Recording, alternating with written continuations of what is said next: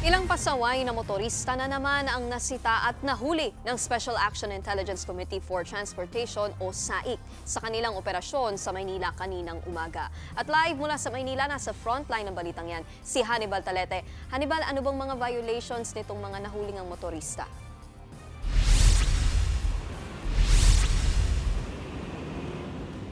Nikki, isa-isa nga pinara at sinita ng Special Action Intelligence Committee for Transportation o SAIC ang mga pasaway ng mga motorista. Ang ilan nga sa kanila, pudpud na ang gulong, palyado pang ilaw na kanilang sasakyan. Nikki, yung ibang mga riders sa mga kanina, hinuli rin ng SAIC dahil nga walang suot na helmet ang kanilang mga angkas.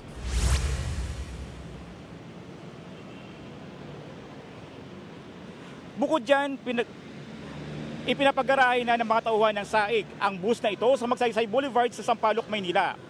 Out of line ang naging paglabag ng bus. Sa Pasay City kasi ang garahe pero naghakot ng pasahero sa Cubao. Binaklas ng taga-SAIC ang plaka ng bus para i-impound. Posible umanong pagmultahin ng 1 milyong piso dahil may kukonsidera na itong kolorum. Isa-isang pinapara ng mga taga-SAIC ang mga nakamotor. Karamihan kasing ipinapara ay may mga angkas ng mga bata at estudyante.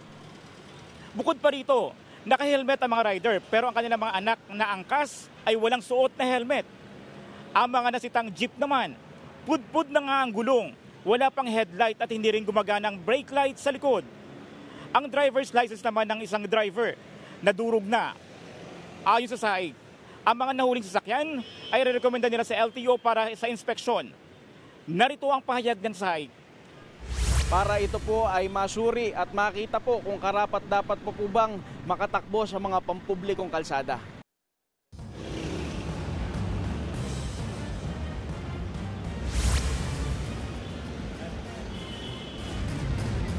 Nikki, umabot na sa 15 mga motorcycle riders, 7 jeepney drivers, 2 bus driver at 1 truck driver ang natikitan dahil sa iba't ibang paglabag.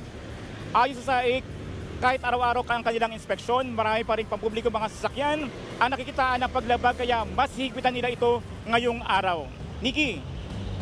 Yan ang Express Report ni Hannibal Talete. Mga kapatid, Nikki de Guzman po. Para sa mga impormasyong dapat ninyong malaman, mag-follow at mag-subscribe na sa social media pages ng News 5.